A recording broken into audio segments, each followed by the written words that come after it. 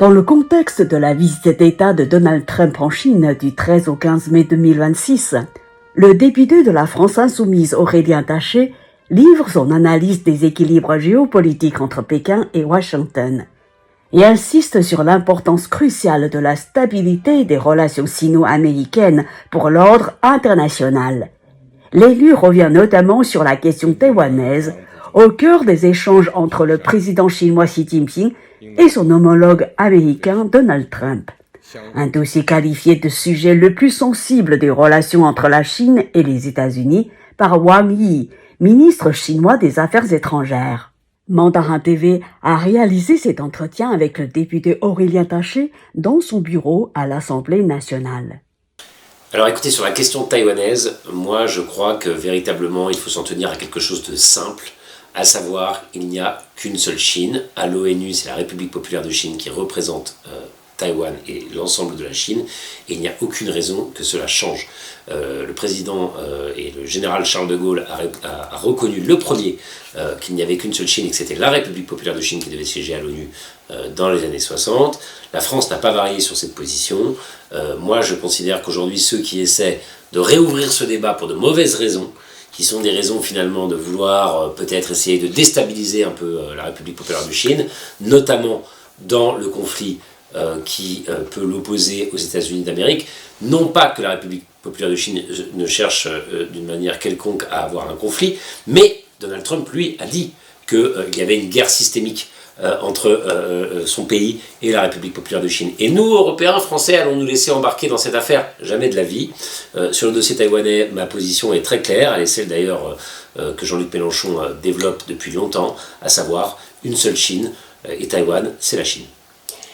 Quelle analyse faites-vous du rôle des États-Unis dans ce dossier? Je trouve qu'ils agissent malheureusement, les États-Unis, dans le dossier taïwanais, comme une force qui finalement s'ingère un peu dans des dossiers qui ne sont pas de leur juridiction, de leur compétence. On n'est pas très surpris, puisque moi, vous savez, j'ai fait voter il n'y a pas plus tard qu'il y a une semaine, une résolution pour m'opposer à l'application des lois extraterritoriales des États-Unis.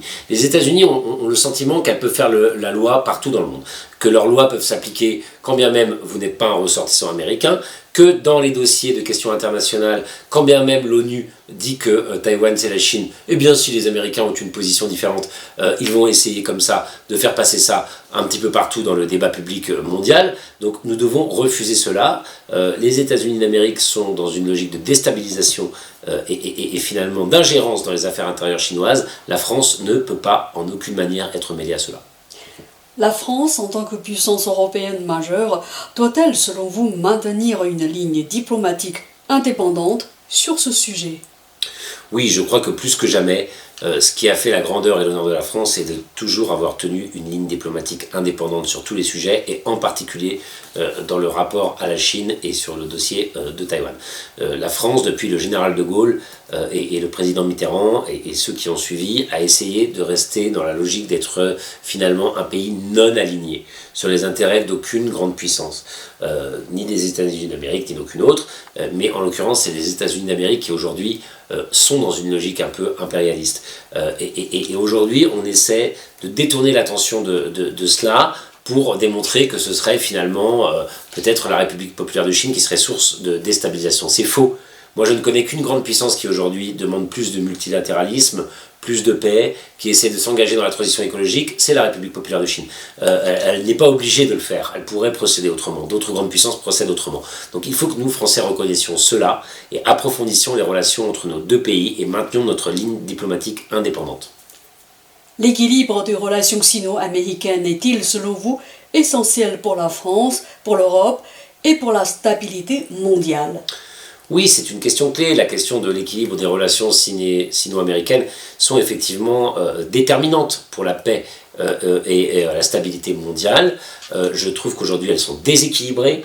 Nous avons malheureusement des sommets UE-Chine qui sont finalement mis en œuvre par Mme von der Leyen de manière, je trouve, assez désobligeante pour la République populaire de Chine. Je trouve qu'on n'est pas à la hauteur des questions qu'on devrait traiter ensemble en matière de coopération industrielle, énergétique, culturelle, il y a tout un tas de sujets sur lesquels nous pourrions faire des choses magnifiques. Malheureusement, j'ai l'impression que l'Union européenne, je ne parle pas de la France, je parle de l'Union européenne, a aujourd'hui une posture totalement déséquilibrée qui penche du côté des États-Unis d'Amérique, et c'est d'ailleurs le cas depuis la construction de l'Union européenne. Nous devons refuser cela. Je pense que le président français actuel a plus ou moins conscience de ces éléments-là, mais qu'il ne va pas assez loin dans le rééquilibrage de la relation, et je formule le souhait que l'année prochaine, l'élection présidentielle, soit l'occasion d'un débat qui permettra à certains candidats de dire ce qu'ils feront s'ils sont élus. Je pense par exemple à Jean-Luc Mélenchon, mon candidat, qui lui n'hésitera pas à parler de renversement d'alliance pour dire qu'il faut maintenant approfondir et véritablement bâtir une alliance durable avec la République populaire de Chine et prendre une certaine distance vis-à-vis des États-Unis d'Amérique qui ne font que maltraiter finalement les autorités françaises et le peuple français.